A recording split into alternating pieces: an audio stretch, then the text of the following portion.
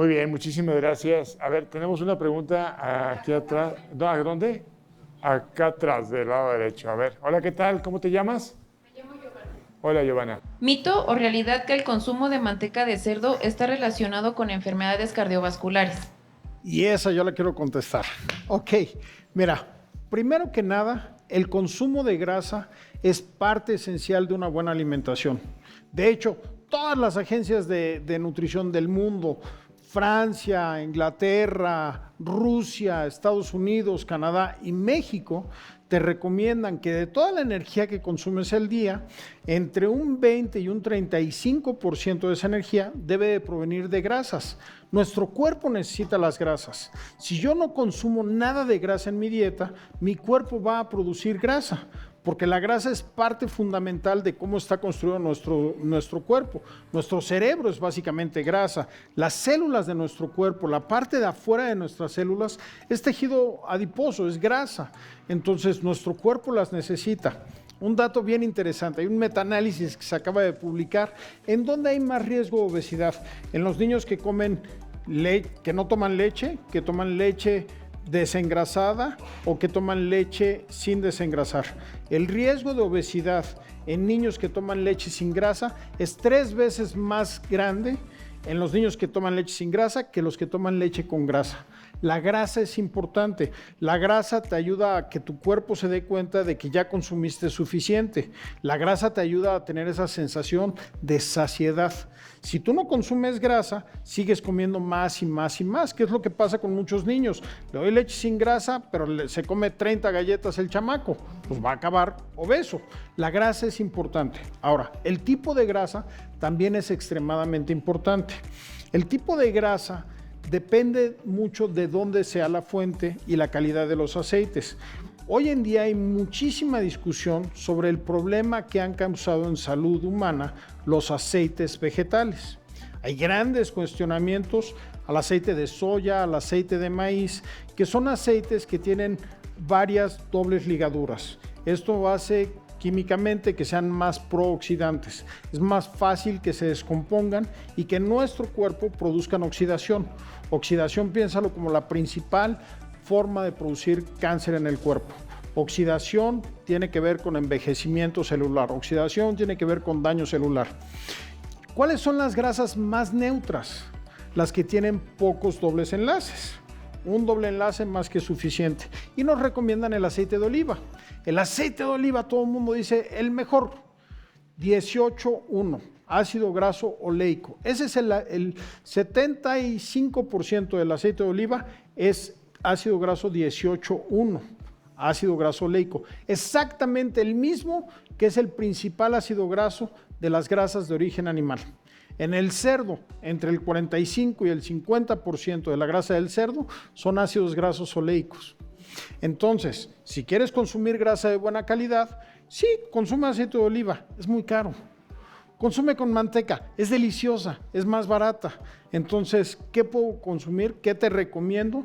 Volvamos a cocinar con manteca, seamos felices, disfrutemos nuestra vida, evitemos la oxidación, evitemos las grasas malas, pues empecemos a deshacernos más, dejemos de lado los aceites vegetales, que además aquí hay varios chefs. Ustedes saben de lo que empezamos a hablar cuando hablamos de temperatura, de reutilizado de grasas quemadas, de grasas malas. Alejémonos de eso y vayámonos por lo natural. La manteca, buena fuente de grasa. Se está retomando en todo el mundo. Fue un desastre que la sacaran de las cocinas hace varias décadas por unos estudios que se hicieron también. Ven que todas las agencias están esperando como que los científicos avancen en los estudios. Bueno, pues hubo un señor en los años 50 en Estados Unidos que hizo un estudio que acabó llamándose el estudio de los 7 países. El señor había hecho el estudio en 20 y tantos países y como no le salían los números bien, quitó todos para que le saliera la correlación y que decía que comer grasas saturadas provocaba colesterol y que el colesterol, ¡pum!, te llevaba a tener enfermedades cardiovasculares. Entonces, eso fue un escándalo, todo el mundo se enteró y 20 o 30 años después las guías, todo el mundo puso al cerdo, al rumiante, a la leche, a la mantequilla, todas las grasas de origen animal como lo peor que podías hacer es metértelo en la boca. Bueno, pues les puedo decir que hoy en día los másteres que hay, que se están dando en la universidad en Estados Unidos, están diciendo, please, vuelvan a comer manteca, a hacer todo con manteca, porque es mucho mejor que los ácidos grasos vegetales. Más natural, es más rica. Además, tengo un diferencial muchas veces de precio. Van a ver los que hacen carnitas, de repente ya no consiguen ni siquiera suficiente manteca. La manteca es una buena fuente de grasa. Sabe más rico, nos hace bien. Comer grasa no es malo. Por favor, ese es uno de los mitos que más daño le han hecho al mexicano. El mexicano que menos grasa come es el que tiene mayor propensión a obesidad. El pensar que no comer grasa me va a hacer flaco es la peor mentira en mercadotecnia que nos han metido en la cabeza. El comer grasa es bueno, el comer grasa es debe de ser parte de nuestra dieta. El 30% de la energía que consumimos al día debe de provenir de grasa. Espero que eso les quede claro, porque es uno de los puntos más críticos para una vida sana y saludable, para una buena longevidad y además para ser felices. Muy bien. Tenemos por ahí también una pregunta en la parte de atrás. Hola, ¿qué tal? ¿Cómo te llamas? Es Carlos. Hola, Carlos. Y quisiera que aclaráramos un mito de la carne de cerdo, ya que pues muchos lo clasifican como carne roja, carne blanca o carne rosada. Y pues, ¿qué características debe de tener para que se clasifique en cierta área? Sí, la carne de cerdo siempre ha sido carne roja. Se le ha llamado, es carne roja. Lo que pasa es que también por un aspecto de mercadotecnia, hace muchos años, cuando la carne roja era vilificada en los medios, pues aprovecharon porque se ve más clarita que la carne de cerdo podía ser como la carne de pollo. Y miren, en general, yo doy clases de ciencia de la carne en la universidad. Las carnes no tienen tanta diferencia entre una y otra, ¿eh? Tú te puedes alimentar, hombre, de pollo, de cerdo, de res, indistintamente, y prácticamente te vas a nutrir de forma muy similar.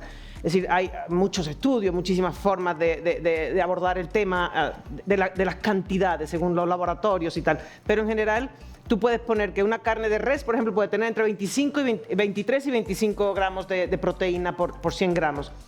Pues la mayor parte del pollo tiene entre 20 y 23. El cerdo tiene entre 23 y 25. Es decir, todos los animales tienen casi la misma cantidad de proteína, ¿no? Luego, hay algunas sutiles diferencias. Por ejemplo, la carne de res tiene más hierro, tiene más, en general, más minerales que tiene la carne de blanca, ¿no?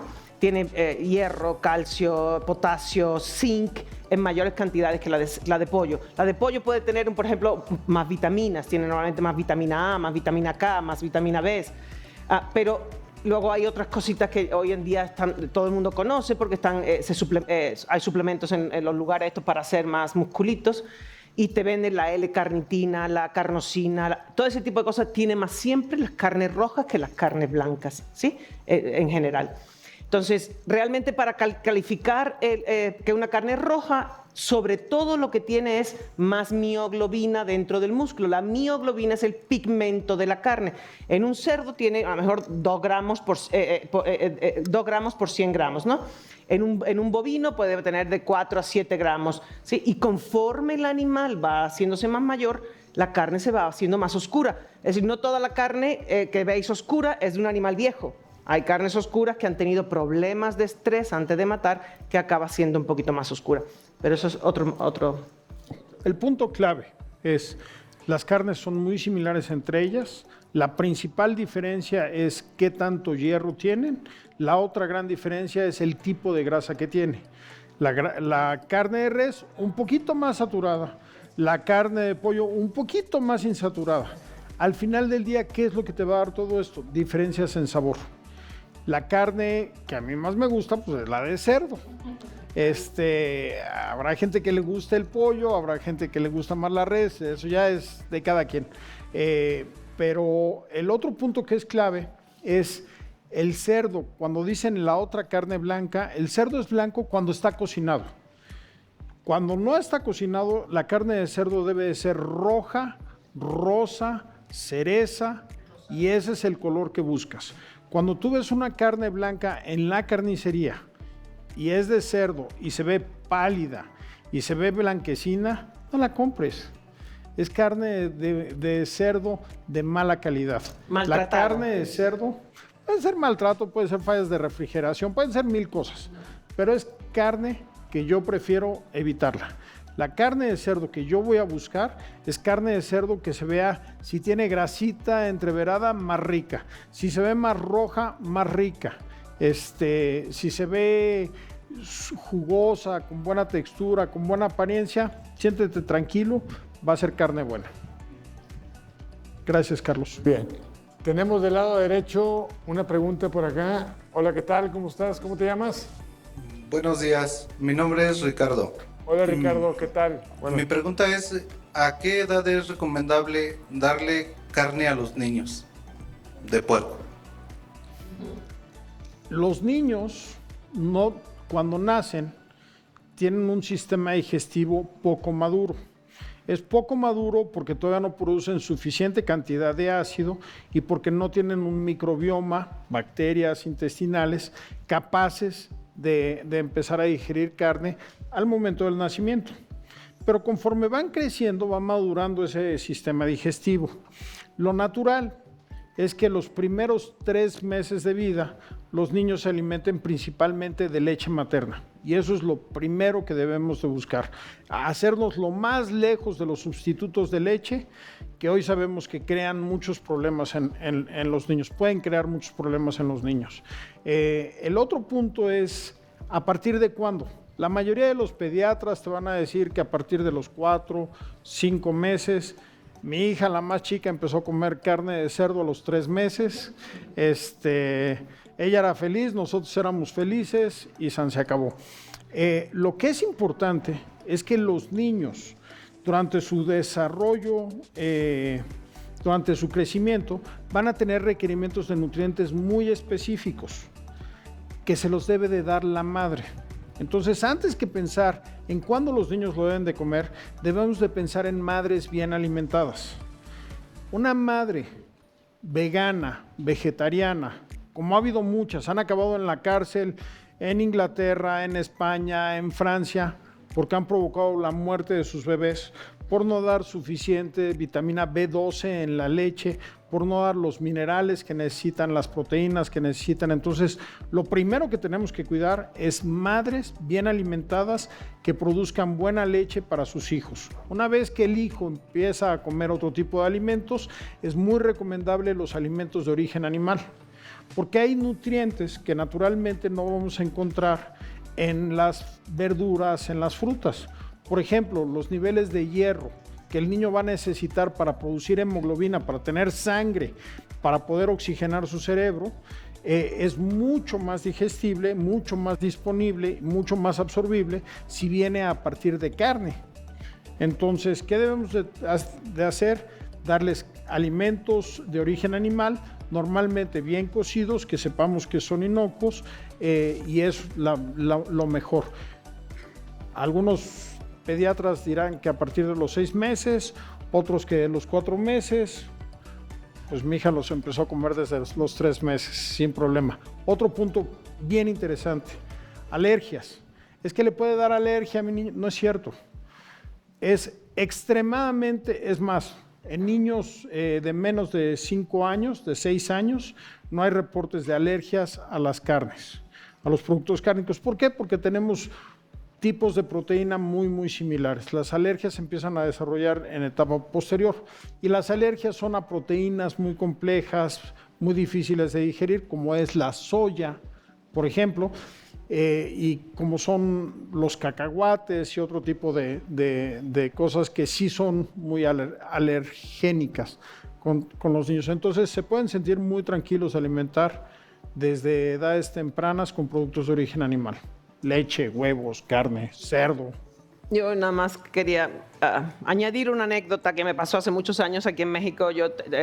La cultura en la que crecí, no le tenía miedo al cerdo como se tiene miedo en México, para nada. Entonces yo estaba embarazada y me invitaron a dar una conferencia en un lugar del país sobre las bondades de la carne de cerdo, hace muchos años. y era como, había fuera puestitos y te daban tacos y eso, y yo pues, bueno, si las que han estado embarazadas, yo tenía una ansiedad espantosa siempre y comía muchísimo, ¿no? Me engordé 20 kilos o algo así con cada hijo. Y yo me pasaba, iba de lugarcito a lugarcito que me daba taco, hasta que una señora me dice, pero señora, ¿está usted embarazada? ¿Va a comer carne de cerdo? Y yo, ay, madre mía, ¿dónde dice que no puedo comer eso? Yo no tenía idea que eso podía... ¿Por qué me pregunta algo así? ¿Por qué no voy a comer carne de cerdo? Y yo, ahí entendí que realmente llevamos 30 años desmitificando una cosa que yo no sé dónde le metieron la cabeza o casi en el ADN al mexicano. En otros países del mundo no hace falta tanto tanto desmitificar porque la gente come con singular... Toda Europa come cerdo con singular alegría. Punto, María, qué buen punto, porque eso es algo que también tenemos que decirle a la gente. ¿México come mucho cerdo o poco cerdo? 35 kilos en promedio. Pensamos siempre mucho, decimos, el mexicano, ¿cuánto cerdo? Las tasas de desaparición de carne de cerdo, lo que importamos más lo que consumimos, no llegamos a 19 kilos de carne de cerdo por persona al año. 19 kilos. ¿Saben cuánto come España por persona al año? 48 kilos. España, pero los españoles, sí, es el país más longevo de Europa. Vaya, eso acaba de salir los datos. Es el país más longevo de Europa y consumen 48 kilos. ¿Quiénes consumen más? No, la gente sana no come cerdo. No. Alemania, Finlandia, Suecia, son los países que tienen los consumos más elevados de carne de cerdo. ¿Cuál es el país más longevo del mundo? Japón. ¿Cuál es la carne que más consume el japonés de todas las carnes? Carne de cerdo. El cerdo es una carne muy, muy buena, es una carne sana, es la carne que más se consume en el mundo. Y a mí me muero de risa cuando me dicen, es que México, tanto cerdo que consumimos. No, hombre, México consume muy poco cerdo. México debería estar consumiendo para tener buenos estándares de salud, para tener buena alimentación, cuando menos unos 27, 28 kilos de carne de cerdo por persona. Quiere decir que estamos por ahí del 60% de lo que deberíamos de estar consumiendo. Sintámonos tranquilos. Yo el Consejo Mexicano de la Carne, acabo de revisarlo, a lo mejor no tiene los datos actualizados, pero de res eran 17 y de cerdo 34. No, está equivocado. No, por mucho. En México hemos ido aumentando el consumo nuevamente en los últimos años y todavía hay estadísticas que dicen que Zagarpa, el gobierno de México dice que estamos por ahí de 17 kilos. Puede ser el pero pollo. En realidad, puede ser el pollo. El pollo, sí. perdón. En pollo sí. Pero okay. Contando importaciones que cada vez han ido aumentando más, debemos de estar cercanos a los 19 kilos de carne de cerdo por persona al año.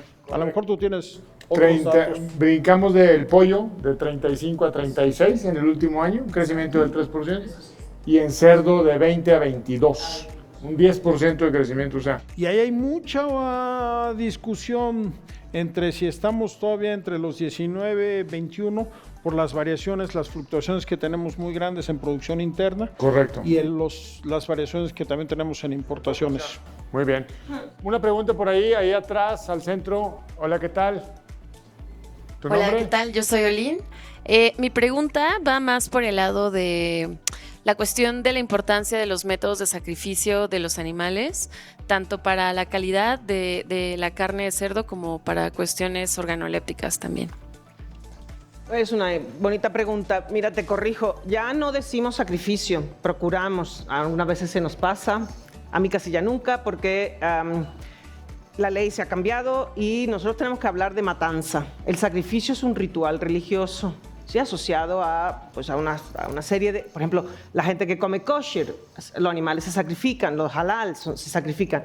Nosotros matamos a los animales de forma lo más buena posible para ellos. ¿En qué consiste una buena muerte para un animal? En que no sufran, que no sean conscientes siquiera del dolor que puede significar un cuchillo, ¿entiendes? Que los animales mueren todos degollados. Entonces, los animales están normalmente en las producciones comerciales en buenas condiciones sanitarias en sus granjas. Para un animal es bastante estresante que venga un camión y se lo lleve. Entonces, todo ese tipo de de actividades hemos estado durante años trabajando y capacitando a la industria para que lo haga de la forma que menos dañe al animal. Muchas veces hemos tenido que enfocárselo de forma que si no lo hace así, pierden dinero, ¿sí?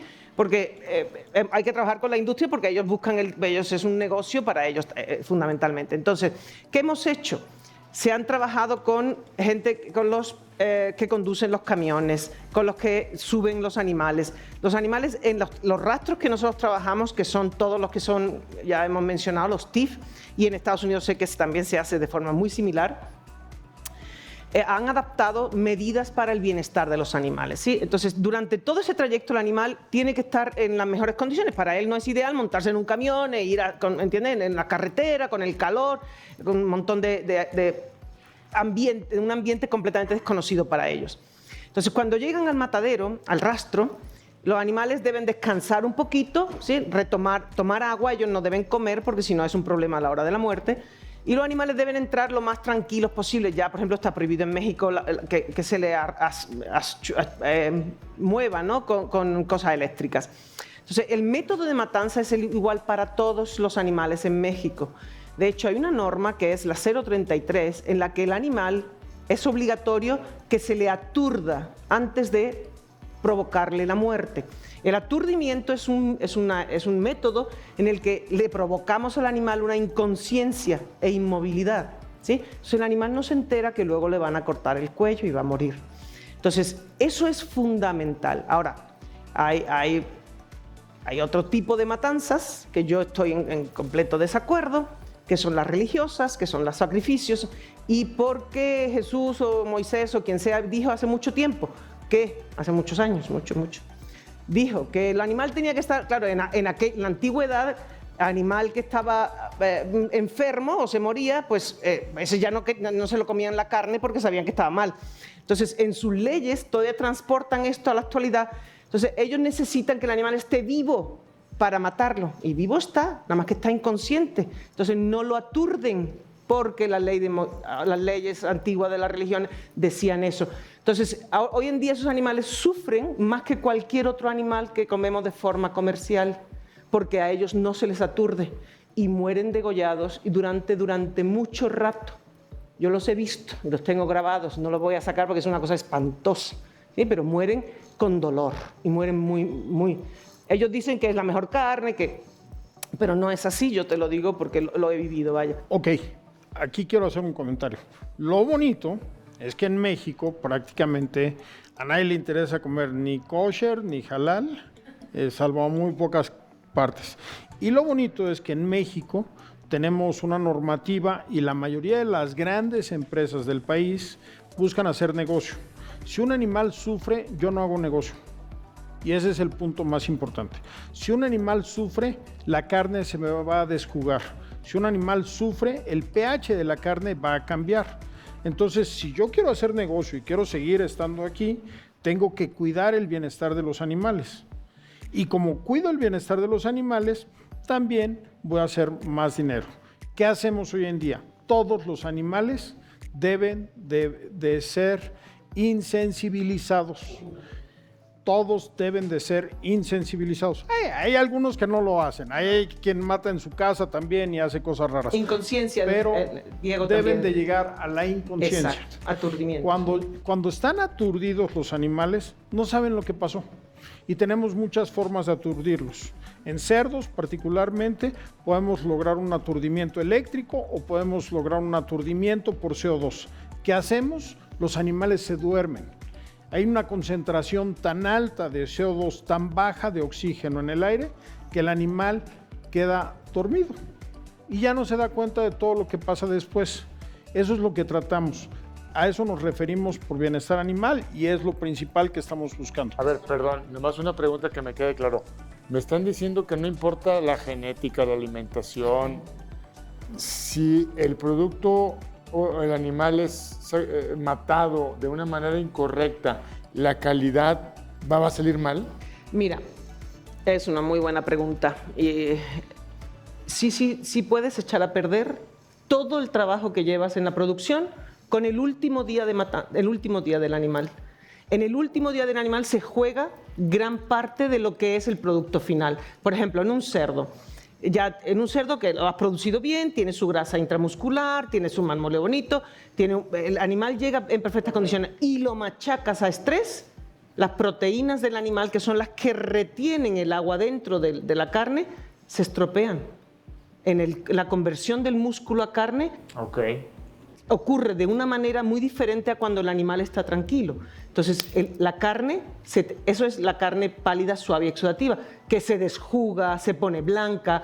Hay otro tipo de estrés en el que el animal, si el animal no lo dejan descansar, por eso me paré y dije que era importante que el animal descansara y tomara agua antes de ser matado después de un transporte, porque se agita, es normal que se agite, y necesitamos que recupere el glucógeno de su carne para que pueda ellos hacer su paso de músculo a carne de forma apropiada y que la carne no sea estropeada. Por ejemplo, el bovino es mucho más fuerte que los cerdos son más sensibles al estrés.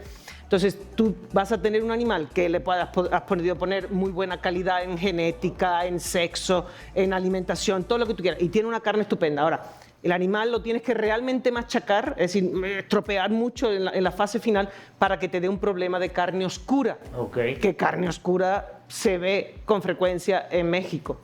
Por los calores, hay muchos factores. No es solo que con mala leche vaya la gente a hacerlo. La gente no tiene mala leche, la gente no está capacitada. Sí, por eso es una labor importante de la universidad y de los centros de investigación que capacitemos a la gente para que no maltraten los animales. Porque en general no es que te digo tengan ellos nada en contra de ellos, pero los animales son difíciles de manejar. Y si las personas, los operarios no están bien capacitados, se desesperan porque no se mueven. Entonces le causan ese tipo de estrés. Entonces pueden provocar daño brutal en la carne. Mira qué interesante. Claro, por eso cuidamos y tratamos de que todos los animales en México, cuando menos los que entran a los sistemas tipo inspección federal, nunca sufran.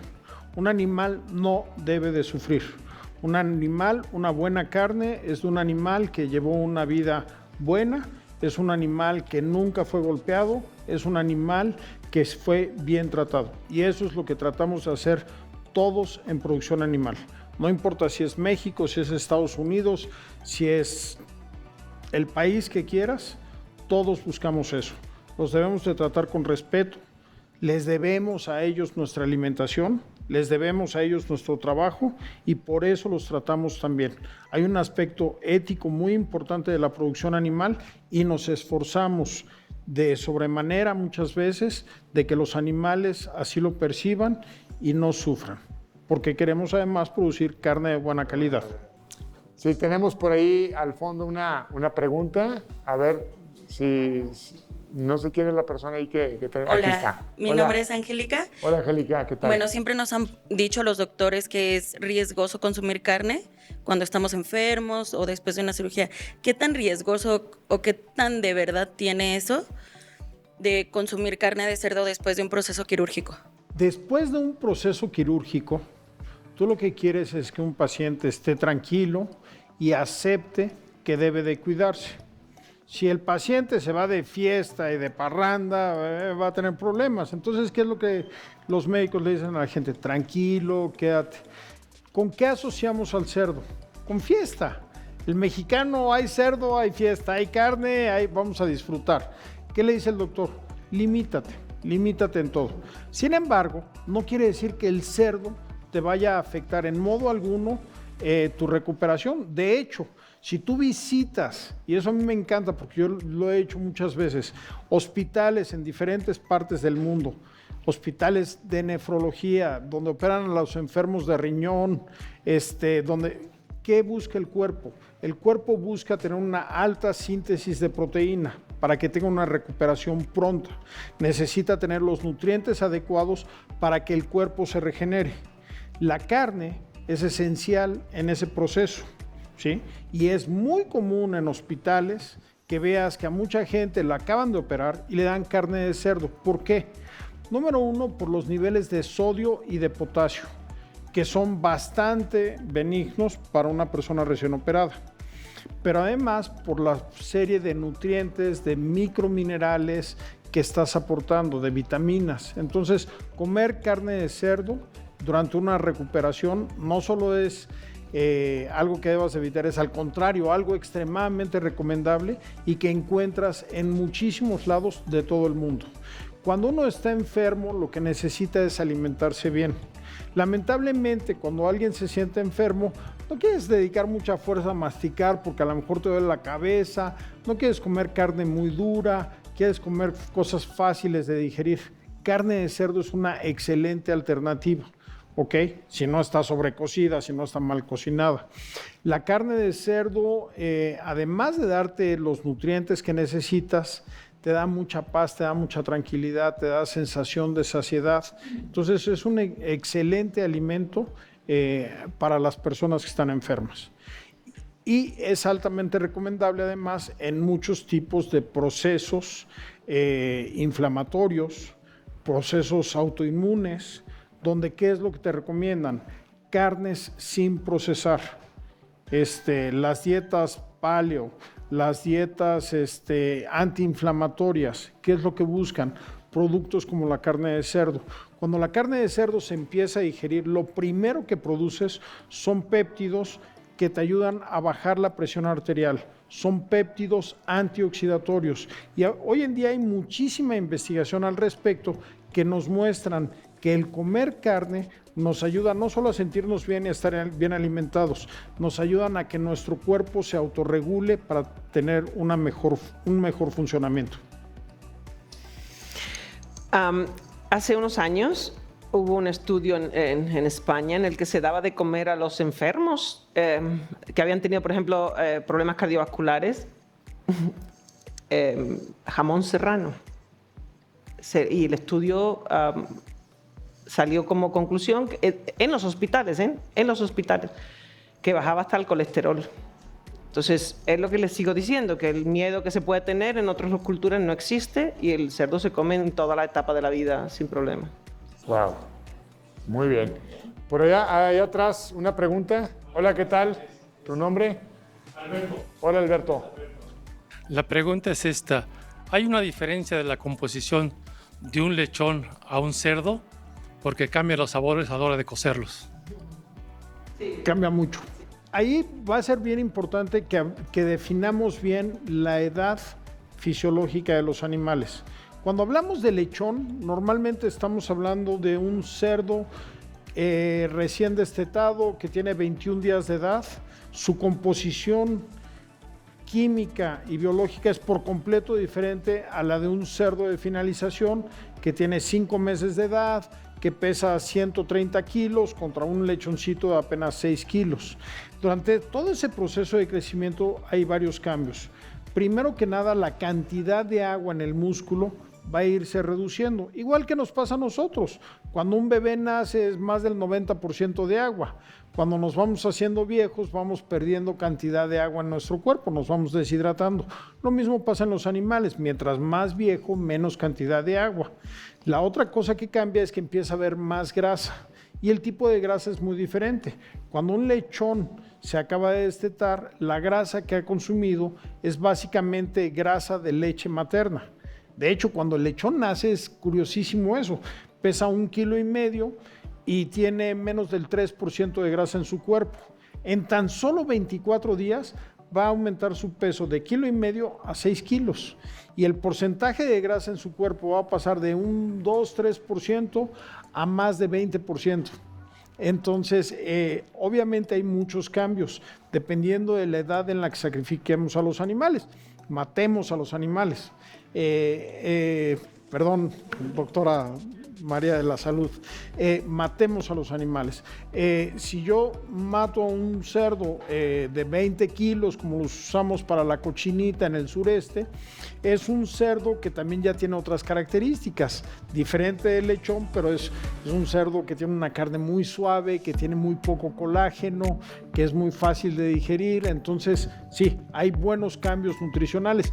Pero en términos de composición nutricional, cantidad de hierro, cantidad de zinc, cantidad de vitaminas, nos podemos sentir tranquilos. Cualquiera de las etapas del animal va a ser altamente nutritivo para nosotros. Recuerden que la carne es un músculo, ¿sí? Entonces, En un animal pequeñito, pues ese músculo es chiquito, tiene todavía poco proceso de engorda, no puede acumular mucha grasa todavía, está recién nacido. Conforme va madurando el animal, se va madurando ese tejido.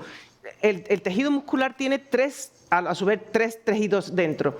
El mero músculo, la grasa y el tejido conectivo. El tejido conectivo es aquel que algunas veces cuando comemos nos queda así, ¿no? Entonces, conforme va madurando el animal, también esos tejidos van madurando. Por eso hay muchos cambios. Hay una cosa que sí, el hierro sí y la mioglobina van aumentando dentro del músculo, por eso va haciéndose más oscurito y quizás provoca que, por ejemplo, los enlaces del colágeno que se van haciendo más madura, el colágeno hace que se endurezca un poquito más. Por eso la carne de animales jóvenes es muy poco, por ejemplo, no es tan sabrosa porque no tiene la grasa todavía, no tiene un montón de sustancias que normalmente luego aparecen a lo largo del desarrollo del animal, pero es una carne deliciosamente suave. Eso es lo que más fundamentalmente tiene, con diferencia. Yo creo que la cantidad de preguntas y la calidad de preguntas ha sido muy interesante el día de hoy en este primer foro de mitos y realidades de la carne de cerdo, y la verdad creo que nos da pie para un segundo y un tercero. Y antes de dar por concluido el día de hoy este foro, yo tengo unas preguntas, y a ver si aquí el equipo de producción no me regaña por andar haciendo yo mis preguntas, pero les quiero pedir una mecánica muy sencilla a los dos. Les voy a hacer la pregunta y va a ser un poquito injusto, porque les voy a dar entre 10, no más de 20 segundos a cada quien para que me conteste lo primero que les venga a la mente, porque son temas que creo que vale la pena para dejar para un segundo foro, pero quiero dejarlos aquí en el tintero en una versión rápida. ¿Qué piensan del tema? ¿Ok? ¿Estamos? Y eso es algo que no habíamos ni platicado al respecto, ni mucho menos. Pero dime, María, ahorita que estamos viviendo en todo el país, no digo la Ciudad de México, norte del país, el sureste del país, una onda de calor tan fuerte y se ve un año complicado. ¿Es culpa de la industria cárnica esto que estamos en este calentamiento global? ¿Somos la industria cárnica es quien está generando esto? ¿Sí o no? No, claro ¿Cómo? que no, claro que no. Claro que no. Todas las actividades antropogénicas, es decir, todo lo que los humanos hacemos, todo causa, tiene una consecuencia. La agricultura la tiene, como cualquier otra actividad antropogénica, pero para nada es la culpable de esto, ni muchísimo menos, y menos la del cerdo, que tiene muchísimo menos impacto. Menos del 3% de los gases de efecto invernadero se asocian a ganadería. De ese 3%, menos del 9% se asocia a porcicultura. La porcicultura no produce prácticamente gases de efecto invernadero. Hace mucho más gases de efecto invernadero el transportarse en coches. El viajar en avión, dejar de comer carne contra dejar de tomar el avión tiene un impacto 100 veces más grande. Tiene un impacto 100 veces más grande el estar usando mi vehículo solo para moverme a todos lados que si yo comiera 40 kilos de carne de cerdo todos los días. Ok. Dios, Hablamos hace no hay rato comparación. de los productos cárnicos, de los productos procesados, pero no hay una regulación en México de la carne inyectada. Hemos visto carne inyectada al 40, 50, al 60%. ¿Algún comentario de la carne inyectada? Es urgente que se haga. Los mexicanos de hoy en día no saben siquiera a qué sabe la carne real. Están comiendo un producto que es transformado y no es carne fresca. Creo que hace años nosotros hicimos una normatividad y se le entregó a las autoridades. No hemos visto resultados al respecto. Si la industria, no toma su propio camino, tenemos que forzar a que... ¿Sería factible que se hiciera? Es decir, la industria cree... Es que hay gente que puede inyectar 2% y manda su carne así, contento, y otros que meten 30, 40 o 50. Entonces hay hasta competencia desleal. Pero si no, por el bien de los consumidores, el gobierno tiene que tomar cartas en el asunto urgentemente. Tiene que poner un orden, Diego. Los procesos renales, la enfermedad renal en México sigue creciendo. Una de las principales causas de daño en los riñones de la gente es el exceso de fosfatos que estamos consumiendo. Los fosfatos se consumen principalmente en alimentos procesados y en refrescos. Bebidas como los refrescos de cola y carne con exceso de inyección son dos fuentes fuertes de fosfatos que provocan descalcificación, que provocan fallas renales. tenemos que regularlos, tenemos que evitarlos.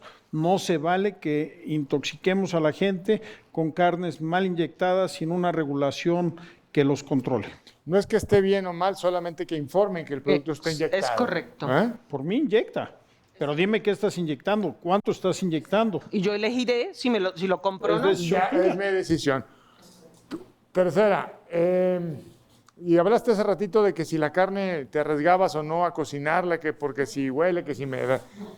¿Lavo o no lavo la carne para que no vaya a haber problemas de salud ahí? ¿Qué me sugieren ustedes? Hasta la FAO te dice, tú no puedes lavar, por ejemplo, el pollo, olvídate de lavarlo, para que no le tienes que quitar nada.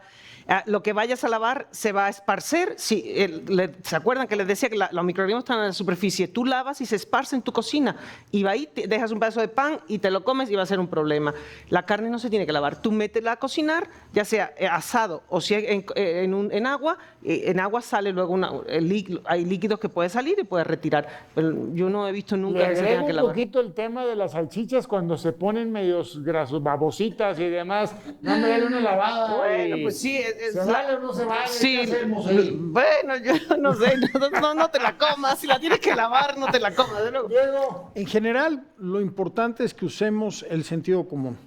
El sentido común es lo que menos usamos en la vida. Si yo recibo un pedazo de carne que viene bien empacada, que la veo bien limpia, pues la uso para cocinar, no hay necesidad de darle ninguna limpiada. Pero si mi carne, fui al mercado sobre ruedas, la estaban cobrando y agarrando la carne y todo sucio y me la echaron ahí con las verduras, pues sí, le voy a dar una limpiadita, ¿no? Es cosa de sentido común. En general, en nutrición, en alimentación y en la cocina, creo que temas de diversidad, de sentido común, son las cosas más importantes. Lo otro punto que es importantísimo, todo en nuestra vida, los excesos nos llevan a tener problemas. Evitemos los excesos, en comer en exceso o en limitar en exceso. Todos los excesos son malos. Limpiar obsesivamente en exceso también va a ser malo. Entonces, busquemos siempre el equilibrio en la vida, en la forma en que hacemos las cosas, en la forma en que cocinamos, en la forma en que trabajamos, y eso nos va a llevar a ser más felices. Muy bien. Última, creo que es importante porque en los restaurantes, ahora que estamos en este resurgimiento y tanto que consumimos carne molida, platícame, carne molida, rápido... Términos en las hamburguesas, tienen que estar término medio, término tres cuartos. ¿Qué opinamos? Si la carne viene de un proceso sanitario muy estricto, cómanla cruda. Pero yo les he explicado, los microorganismos están en la superficie. Conforme tú vas haciendo cortes en la carne, porque la canal está completa, tienes que cortar la parte de atrás, el cuarto trasero, el cuarto delantero, todo el lomo. Entonces, cuando tú vas haciendo cortes, vas metiendo microorganismos en todos lados. Los microorganismos se desarrollan, el ambiente de la carne es lo ideal para ellos porque está lleno de nutrientes y de agua. Las dos cosas son fundamentales para su desarrollo y metabolismo. Entonces, ¿qué pasa con la carne? Les decía yo hace un ratito que adentro las condiciones no son ideales para el desarrollo microbiano porque no hay oxígeno disponible. Dentro de la carne las condiciones son anaeróbicas. Entonces, si tú rompes ese tejido y ya entra el oxígeno por todos lados, ya también con la molienda has distribuido el microbio por todos lados. Entonces ya está ahí. Yo no te estoy diciendo que te vayas a morir si te comes una de esas crudas, pero hay prevalencia. Nosotros estamos, los últimos estudios que estamos haciendo en la universidad, salmonela en carne de res en México, de todo tipo de... ahí están las publicaciones, en todo tipo de supermercados y tiendas y todo, tenemos un promedio muy alto, de 30, 40 hasta 50% en algunas ciudades que estamos muestreando. Entonces, ahí está salmonela, es muy peligrosa, ¿sí? Entonces, si tú mueles, puedes tener salmonela. Si la moda es la carne tártara de verdad, sean conscientes, no vivimos en Japón. Vivimos en México, donde no tenemos una cadena de frío extremadamente estricta, donde las condiciones sanitarias, si viene de un rasotif, excelente. Si no, entonces, chefs, sepan muy bien quién les provee su carne. ¿Sí? Si es Estados Unidos, si es un rasotif. Cualquier otro lugar de origen, yo no daría porque los van a meter en la cárcel, vaya. Entonces van a matar a alguien. En 20 segundos. Perdón, era mucha explicación, es un No, tema no, importante. no. Mi punto de vista es un poco diferente. Yo confío, me siento tranquilo, como carne tártara. No confío, voy a pedir mi carne bien cocida. Voy a pedir una hamburguesa, nunca voy a pedir una hamburguesa término medio en un lugar que no me da confianza. Confío, término medio. Confío, carne tártara. No confío, pido mi hamburguesa bien cocida. Que haya o no presencia de salmonela no quiere decir que me va a dar o no salmonela, ¿sí? ¿Qué es lo que debo de hacer? Buscar el equilibrio, tomar decisiones conscientes, ser responsable con lo que estoy comiendo y actuar en consecuencia. Caray, yo creo que estos últimos puntos y todos los que se generaron en este foro nos dan pie a ir desarrollando el contenido para un segundo, un tercero. Son muchísimos temas que están alrededor de tantos mitos y realidades que hoy en día existen. Así que, pues agradecer nuevamente que nos hayan acompañado, agradecer María, gracias. Un gusto y muchas gracias Diego, por la gracias. invitación. Y gracias a ustedes que estuvieron aquí con nosotros en el foro haciendo las preguntas. Un fuerte aplauso a todos Aplausos ustedes. para ellos. Y para más información, síganos en nuestras redes sociales de US Meet. Estamos en todas las plataformas, Instagram, Facebook, TikTok, en Twitter, en todas estamos ahí para que nos busquen y podamos seguir compartiendo más información con toda la gente que nos sigue. Así que pues muchísimas gracias nuevamente y los esperamos hasta la próxima.